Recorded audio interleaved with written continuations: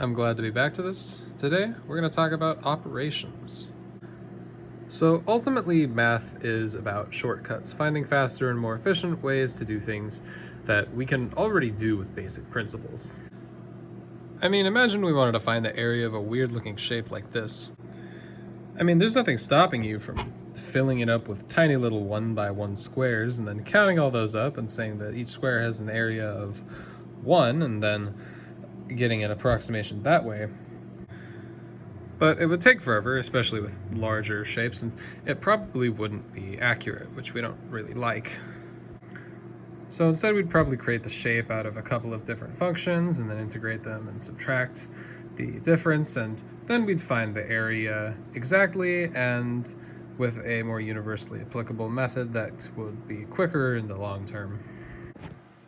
But that's for the future. Let's start by just having basic shortcuts with counting and manipulating numbers.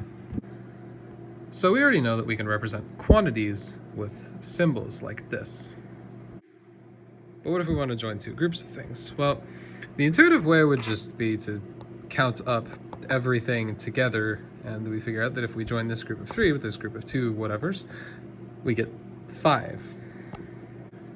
And so we get this statement, and we use this symbol, the plus symbol, to represent addition, which is just repeated counting or sequentiation. But every operation has an opposite, and in addition's case it is subtraction, which is the repeated removal of something as opposed to the repeated addition of something. And you can see that we can actually construct relationships out of these, which is pretty cool and useful for developing a connection between them. And we can do this for all sorts of statements. And we could basically construct an addition table of all these relationships, but this whole concept's pretty intuitive, so let's crank it up a bit. Multiplication and division.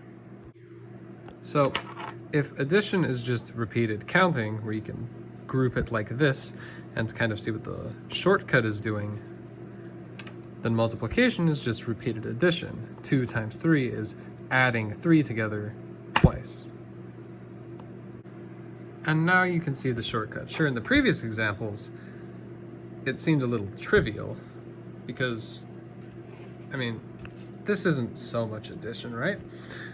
But you can see that even as we get into the very beginning of larger statements, I mean, this has stopped even looking like a mathematical expression.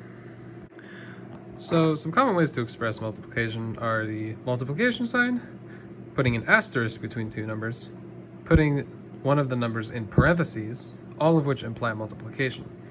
Sometimes, and this is important for algebra and other higher math, if you're putting it next to a non-number, like a symbol that represents an irrational number like e or pi, or a variable like b, it looks like a 6 because my handwriting's terrible. If the two numbers are next to each other with nothing in between, multiplication is also implied. This is probably one of the most important functions in all of math. Division's weird because there are technically two ways of thinking about it: repeated subtraction and groups.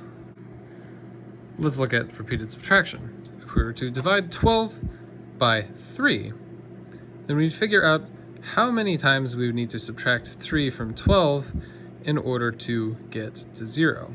As you can see, by subtracting 3, it took 4 iterations of that action in order to bring us down to 0. This particular method helps a lot for explaining why we can never divide by 0. As you can see, no matter how many times you subtract 0, you're never going to change the number you started with because 0 isn't a value that is worth anything, which is the best way to understand the division by 0 fallacy before getting into algebra. The groups has to do with separating it into groups. If we took a circle that had an internal area of 12, and we broke that circle into 3 groups, each group would have a value of 4, assuming they were all even. Much like with addition and subtraction, we can establish relationships between multiplication and division like these.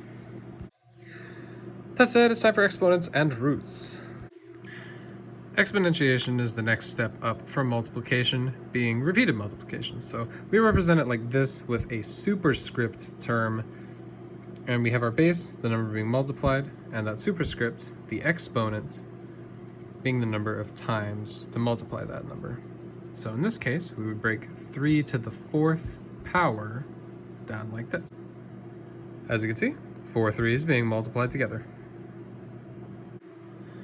When dealing with powers of 2 or 3, we call it squaring and cubing a number, respectively. And this, of course, comes from the geometric implication of 2 and 3-dimensional objects, like squares and cubes. Roots are the inverse to powers. The square root of 4 equals 2, because 2 times 2, or 2 squared, or 2 to the 2nd power, equals 4. To specify what root we're taking, we put the number out here, with the empty space being implied to be a square root. And this applies to the higher powers. You can see here, the cube root of 27, or the third root, is 3, because 3 times 3 times 3, notice the 3 threes there, is 27. And the quartic root, or just the 4 root of 64, is 4, because 4 times 4 times 4 times 4, or 4 to the 4th power, is 64, and so on. Now, there are higher ones like tetration and pentation, with tetration here being putting the cube or whatever power in the superscript before the number, but those get really big really fast. So 10 tetrated to the 3rd power is 10 raised to the 10,000th power, which is a 1 with 10,000 zeros behind it, which is way too huge to be practical, and there's very few numbers that we can actually get through integer tetration, so we don't really use it, but it does exist. Now, you may be familiar with addition, subtraction, multiplication, division, exponents, and roots. You probably weren't familiar with tetration, and you probably aren't familiar with this one. Factorials represented with an exclamation mark. Odds are that if you've never been into calculus, then you don't even know what this does. But it's really simple. It's just a subversion of multiplication wherein you're multiplying that number and every whole number before it. This doesn't work on decimals or fractions because that would overcomplicate things.